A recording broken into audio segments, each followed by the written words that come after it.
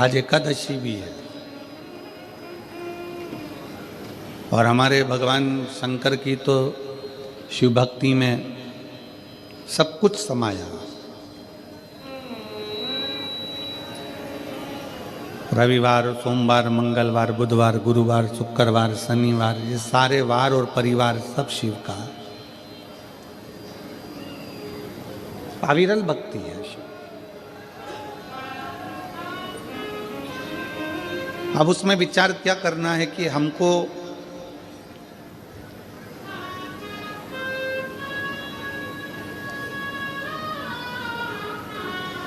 हमारे जजमान लोग पूछते हैं, गुरुजी हम 5 दिन 7 दिन कथा सुनेंगे तो हम उपवास रखें?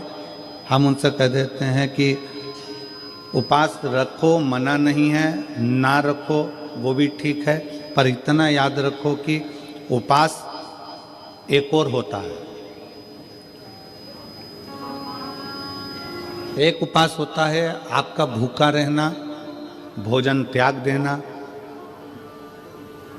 खाना पीना त्याग देना, और दूसरा उपवास होता है कि सबके साथ रहो, भोजन भी करो, मना नहीं, पर दूसरा उपवास है किसी का दिल मत दुखाओ। ये सबसे बड़ा उपवास है।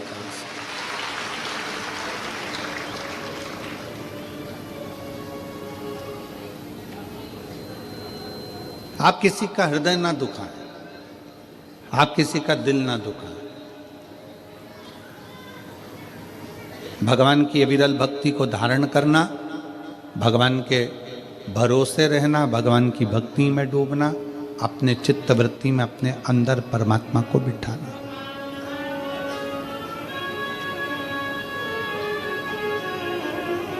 ठंड पड़ती है, कम्बल, रात को आप लोग रजाई कम्बल ओढ़कर सोते हो, पूरी रात रजाई कम्बल की और तुम्हारी लड़ाई होती रहती है कि हवा कहाँ से अंदर घुस रही है। बोलो सही है कि गलत है? पूरी रात तुम्हारी लड़ाई कम्बल से, रजाई से होती रहती है। इधर से दबाओ तो इधर से हवा, इधर से दबाओ तो इधर से, सिर के पाँव से, हाथ से, और सब दूर से दबा लो फिर भी समझ में नहीं आता कि हवा अंदर से आ कहाँ से रही है। पूरी रात की लड़ाई, इतना कम्बल से दबाने के बाद भी हवा अंदर घुस रही है तो तुम्हें अंदाजा लग जाता है। आधी रात को नींद खुल जाती है और तुम उधर से हवा आने लगती है तो उधर से दबा लेते।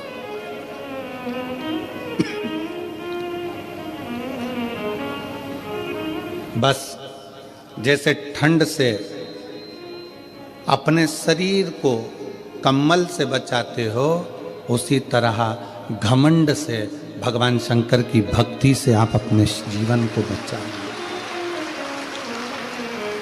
ठंडी हवा कहीं से भी प्रवेश कर जाती है, उसी तरह घमंड भी व्यक्ति के जीवन में कहीं से भी प्रवेश कर जाता है। धन का घमंड हो, सत्ता का घमंड हो, प्रॉपर्टी का घमंड हो, व्यापार का घमंड हो, अपनी सुंदरता का घमंड हो, अपनी जायदाद का घमंड हो, ये घमंड व्यक्ति को बर्बाद कर देता। ठंड रात को नहीं सोने देती और घमंड जिंदगी भर सोने नहीं देता, जीवन भर नहीं सोने। एक रत्ती मात्र का भी घमंड अपनी जिंदगी में मत आने दो कि तुम कथा सुनते हो, तुम कथा करते हो, तुम कथा सुनाते हो, तुम कथा करवाते हो, तुम कथा सुनते हो, या अन्य चीज का कोई घमंड अपनी जिंदगी में मत आना।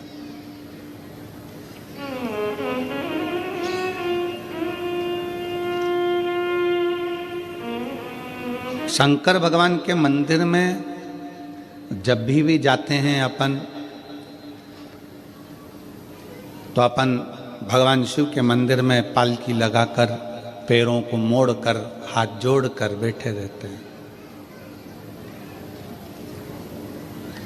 कभी किसी ने कहा कि तुम भगवान के मंदिर में जाकर लंबे पांव कर कर बैठ जाओ? कोई ने कहा नहीं। पांव को मोड़कर, पालकी लगाकर, जैसे आज तुम लोग बैठे हो ऐसे ही पांव को मोड़कर शंकर के मंदिर में जाकर बैठो, हाथ जोड़कर बैठो। कथा में गए हो, पांव मोड़कर हाथ जोड़कर कथा का रसतत्व ग्रहण करो। क्यों कहा कि मंदिर में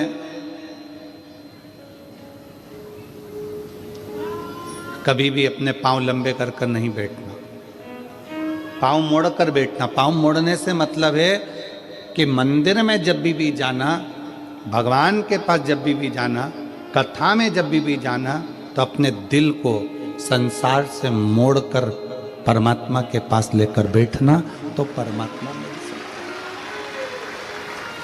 अपने मन को मोड़ो। एक गाना बीच में किसी ने गाया था, मैं निकला गड्डी लेके, रास्ते में एक मोड़ आया और उत्ते दिल छोड़ आया।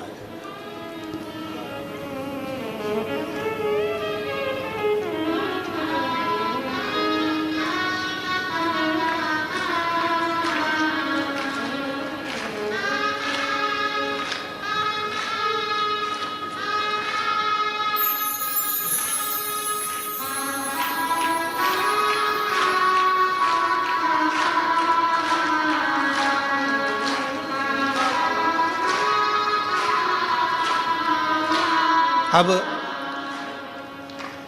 वो कहा उस गाने में कि मैं निकला गड्डी लेके, रास्ते में एक मोड़ आया और उत्ते दिल छोड़ आया।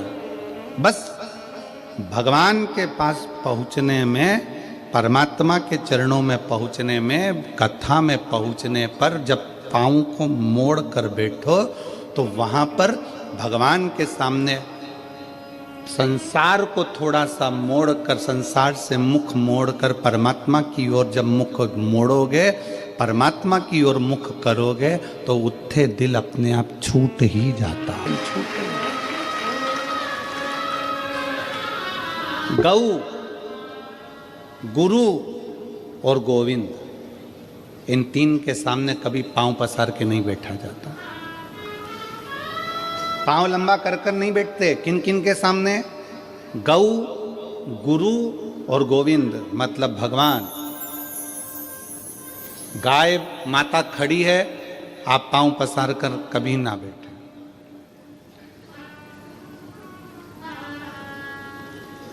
आप सबको मालूम होगा कि कृष्ण अवतार में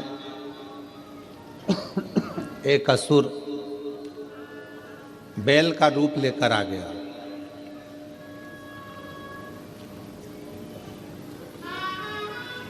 क्यों आया?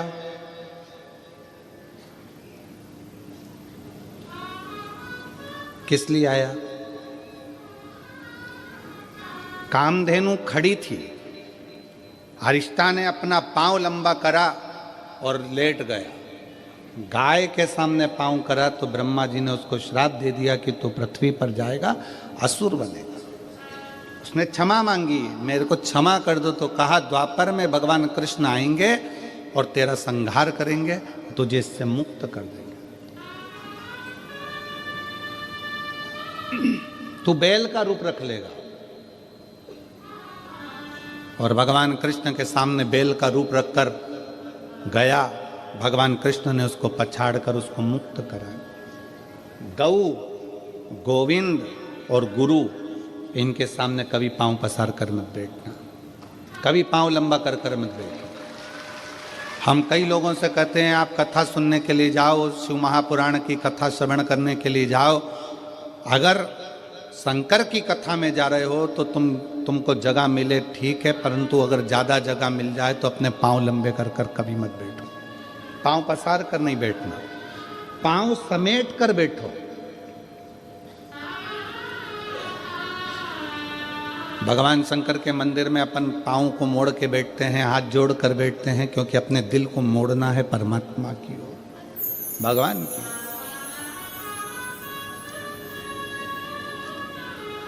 गौ, गुरु, गुरु के सामने भी अगर आप पाँव पसार कर बैठे हो, पाँव लंबा कर कर बैठे हो, गुरु कुछ नहीं बोलेगा, कुछ भी नहीं बोलेगा। गुरु, गाय भी कुछ नहीं बोलती अगर पाँव लंबा कर कर बैठे हो तो। और गोविंद भी कुछ नहीं कहते, पांव लंबा कर बैठे हो।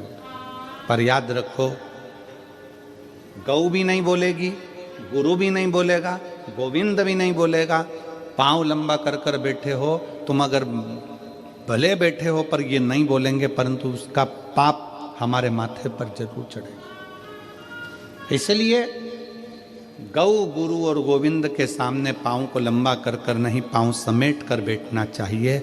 मोड़ कर दिल को परमात्मा में छोड़ना चाहिए और भगवान की भक्ति को धारण करना चाहिए।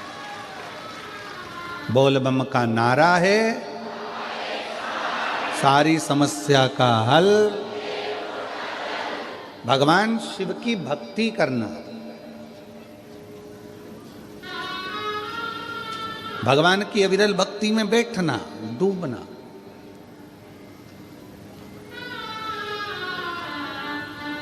कभी कभी शंकर के मंदिर में अगर आप जाते हैं, भगवान को जल चढ़ाने के लिए जाते हैं, शिव महापुराण की कथा में जाते हैं, तो भगवान को दिल से प्रार्थना कर निवेदन भी करना चाहिए कि आप सपरिवार, शंकर जी से ये नहीं कहना कि अकेले, शिव जी से कहना सपरिवार आप हमारे घर पधारो। प्रतिदिन, हफ्ते में एक बार, 15 दिन में एक बार भगवान से प्रार्थना करो कि हमारे यहां तुम्हें आना है।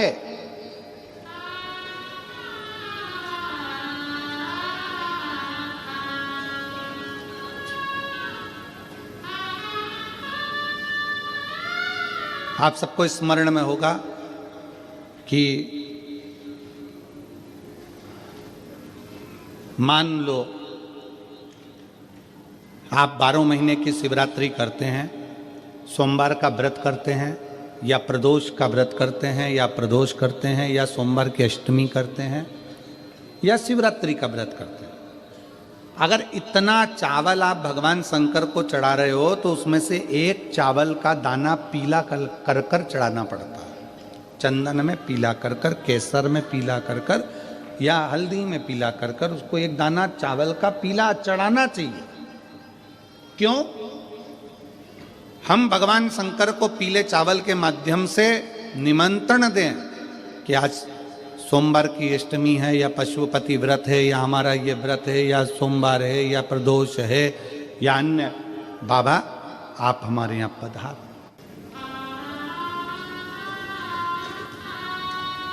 आप हमारे यहाँ पधार, एक निमंत्रण। आप, हम इधर छत्तीसगढ़ में होता है कि नहीं होता हमको नहीं मालूम, पर हमारे यहाँ पहले के समय में ऐसा होता था, ये पत्रिका नहीं छपती थी शादी की, केवल एक छपती थी लगन पत्रिका। पंडित जी लिखते थे ब्राह्मण देवता, और ब्राह्मण देवता लगन लिखकर उसको बांधकर खवास को देते थे, और खवास नाई उस लगन पत्रिका को समधी के घर लेकर जाता था। इधर होता था कि नहीं होता हमको नहीं मालूम। पहले एक पत्रिका छपती थी, लगन पत्रिका। ये शादी की जो पत्रिकाएं छपती है ये पहले नहीं छपती थी। पहले जाते थे दरवाजे, प्रत्येक घर के दरवाजे पर जाकर पीला चावल देते थे, पीला अक्षत देते थे, पीला चावल, और हाथ जोड़कर कहते थे कि बेटी की शादी है, इतनी तारीख को आपको आना है, मंडप होगा, इतनी तारीख को आपको आना है। और लोग याद रखते थे कि भानु प्रताप के यहाँ, राम सिंह के यहाँ इतनी तारीख की शादी है, कमलेश के यहाँ इतनी तारीख की शादी, लोग याद रखते थे। माता पूजन इतनी तारीख की, मंडप इतनी तारीख। और जब माता पूजन होती थी तो खवास फिर एक दिन पहले आता था कि कल माता पूजन होगी। मंडप होता था तो खवास फिर एक दिन पहले आता था कि कल मंडप इतनी बजे होगा। फिर खवास आता था बारात इतनी बजे लगेगी, जनवासे में बारात इतनी बजे पहुंचेगी। फिर होता था भावर इतनी बजे होगी, कन्यादान इतनी बजे होगा। पहले निमंत्रण मुख से दिया जाता था, प्रेम से दिया जाता था, खुद पहुंच कर दिया जाता था, स्वयं जाकर निमंत्रण के रूप में बोला जाता था। आज का ज़माना व्हाट्सएप का, आज का ज़माना फेसबुक और यूट्यूब का, आज का ज़माना सोशल मीडिया का, सब बंद हो गया। अब तुम मोबाइल पर बोल देते हैं कि आना, मन नहीं है बुलाने का तो भी कहना पड़ रहा है कि आए तो ठीक, नहीं आए तो बहुत अच्छा। सोशल मीडिया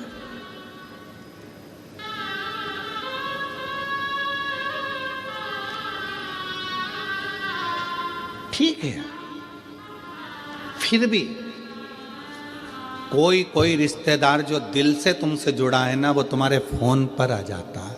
बोलो आता है कि नहीं आता? जम के बोलो जरा।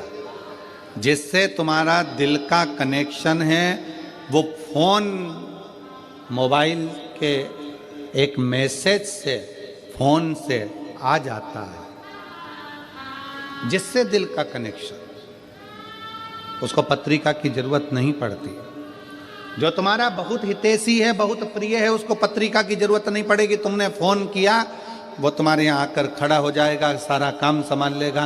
बस उसको दिल चाहिए, हृदय चाहिए। उसी तरह शंकर भगवान की कथा कहती है कि शिव को तुमसे कुछ नहीं चाहिए, एक बार दिल से श्री शिवाय नमस्तुभ्यम कहकर पुकार लो, मेरा भोलेनाथ तुम्हारे दरवाजे पर आकर खड़ा हो जाए। उसको पुकारने के लिए भगवान का नाम जापे, उसको पुकारने के लिए भगवान का मंत्र जापे। दुनिया के लोग कहते हैं श्री शिवाय नमस्तुभ्यम में ऐसा क्या है? हम कहते हैं विद्येश्वर संहिता शिव महापुराण की पढ़िए, उसको अच्छे से अध्ययन करिए, उसमें आपको मिलेगा कि किसी श्री शिवाय नमस्तुभ्यम बोलने वाले का मात्र मुख का दर्शन कर लो तो हजारों अश्वमेध यज्ञ का फल मिल जाता है, सारे पाप समाप्त हो जाते हैं।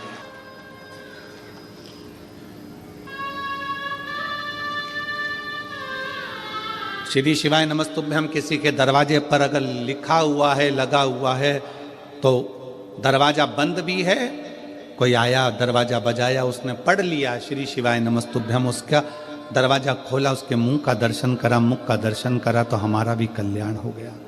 उसने पढ़ा तो उसका भी कल्याण हो गया।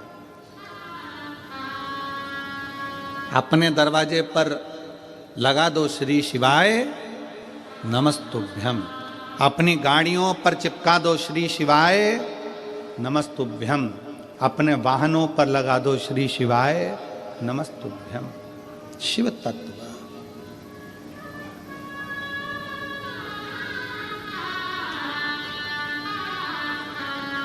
अविरल भक्ति अपने भीतर उतारिए, अपने श्री शिवाय नमस्तुभ्यम, श्री शिवाय नमस्तुभ्यम, श्री शिवाय नमस्तुभ्यम, श्री शिवाय नमस्तुभ्यम, श्री शिवाय नमस्तुभ्यम, श्री शिवाय नमस्तुभ्यम,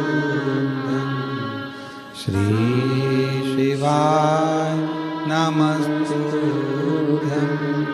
श्री शिवाय नमस्तुभ्यम, श्री शिवाय नमस्तुभ्यम, श्री शिवाय नमस्तुभ्यम।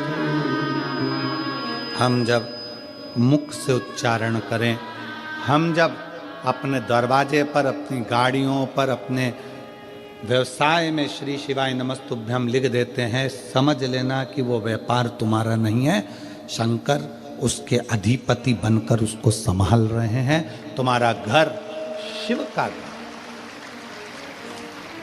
किसी किसी के घर पर नेम प्लेट लगी रहती है, आर के यादव, के पी साहू, बी के वर्मा, एन के ठाकरे, के कुलकर्णी। किसी किसी के दरवाजे पर नाम प्लेट लगी रहती है, मतलब ये किसका घर है? के ठाकरे का, कुलकर्णी का, इसका। बोलो सही है कि गलत? नेम प्लेट लगी है तो मालूम पड़ता है कि इसका घर है। और उसी घर के दरवाजे पर अगर श्री शिवाय नमस्तुभ्यम लिखा रहेगा तो लोग क्या कहेंगे? ये शंकर का घर है, ये संभालता है, ये उसका है, ये अपना नहीं है। हाँ, शहरों में थोड़ा सा नाम गड़बड़ लिख देते हैं, शहरों में थोड़ा थोड़ा। हम अभी वहाँ ठहरे थे रायपुर में कथा हो रही थी, वहाँ से गाड़ी आगे जाके चौराहे से यूँ टर्न होती है और फिर जाके हम कथा स्थल पर जा रहे थे रायपुर। तो वहाँ टर्न जहाँ से हो रही थी वहाँ पर लिखा था सावधान अंदर कुत्ता है।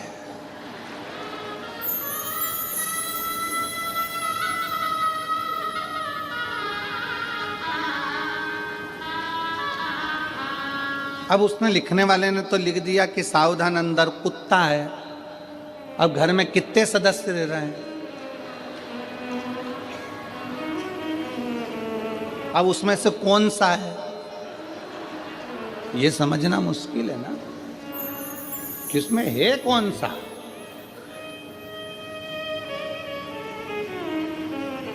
हमने खबर करी तो फिर उन्होंने पर्चा हटाकर लिख दिया सावधान अंदर एक कुत्ता है। अब अभी भी गड़बड़ है कि इतने सारों में वो एक कुत्ता कौन सा है।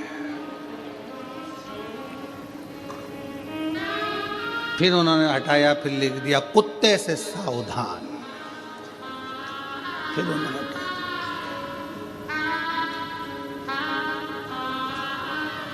अरे भाई हेलो हाय छोड़िए, श्री शिवाय नमस्तुभ्यम बोलिए, ये सब व्यर्थ है। इसको हटाकर जिसका घर, जिसकी जमीन, जिसकी जायदाद उसका लिख दो।